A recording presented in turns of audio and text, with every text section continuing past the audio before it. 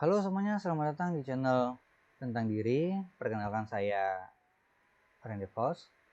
Ini merupakan video pertama saya, di mana pada video pertama ini saya akan mengulas mengenai kartu deck tarot.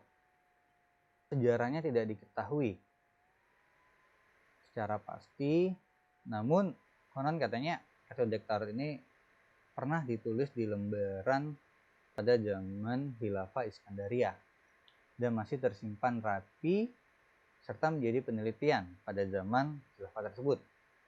Dan menurut catatan sejarah, tarot itu diperkirakan ada semenjak zaman Nabi Musa, bahkan sebelumnya. Baru pada abad ke-14 mulai dikenal di benua Eropa melalui para naib atau kiai Mesir yang membawanya dan memperkenalkannya dalam rangka memuji para santri pada abad kejayaan Islam di Spanyol. Idris Shah dalam bukunya The Sufis mengatakan bahwa bahan-bahan asli tarot yang digunakan dalam helai-helai kartu tarot merupakan hasil penemuan yang sampai hari ini masih ada. Wakil di sini dimaksudkan merupakan representasi ajaran pada penginjat sufi yang menguraikan adanya pengaruh alam kosmik kepada manusia. Tulisan E.S. Taylor dalam bukunya The History of Playing Card tahun 1865 memperkuat teori bahwa tarot masuk ke Eropa melalui Spanyol dan Italia pada awal 1300 Masehi oleh orang-orang Muslim Saracen. Dari beberapa ragam referensi yang tersebar juga tercatat bahwa dugaan tarot berasal dari Cina.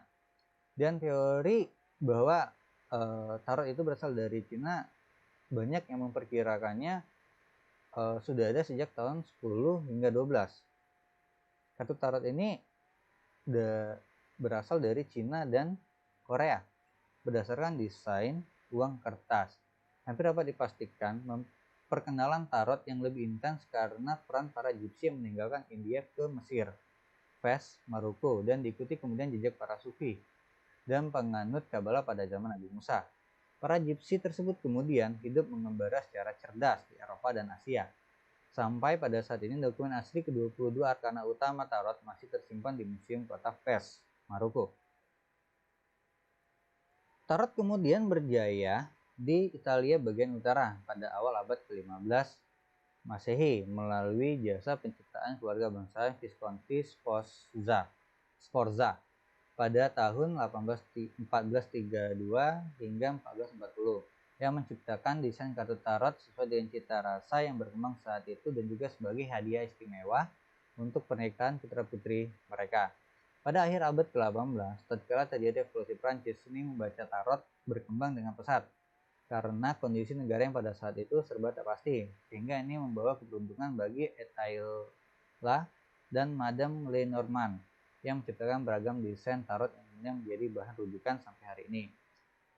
Sejak saat itu, nama dan desain yang semula dibuat bangsa Italia mengalami perubahan besar dan desain terbaru tersebut menjadi kunci dasar perkembangan tarot di kemudian hari.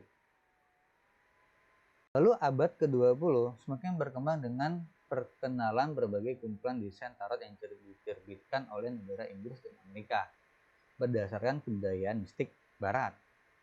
Kabbalah yang erat hubungannya dengan dunia astrologi. Di antaranya kartu-kartu terkemuka tersebut umumnya telah kita kenali kemasan tarot White, Crowley, Case, dan Zayn. Semenjak tahun 1960, kreativitas para seniman membuat loncatan besar dalam memproduksi desain-desain kartu tarot di segenap penjuru dunia.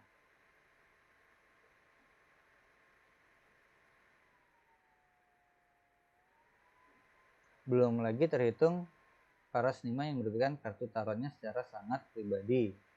Satu pertanda bahwa manusia dari zaman manapun dan beragam keyakinan tetap memerlukan jawaban yang mudah dan cepat dipahami saat sedang tersandung masalah.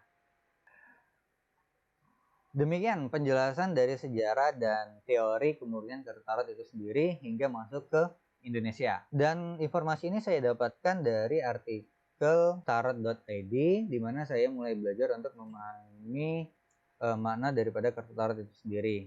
Di video berikutnya saya akan masuk ke dalam makna daripada kartu tarot itu sendiri, di mana kartu tarot ini sendiri dibagi menjadi dua kategori. kategori kartu Arcana Mayor dan kartu Arcana Minor. Demikian video mengenai kartu deck tarot itu sendiri. Jangan lupa subscribe dan sampai jumpa di video berikutnya.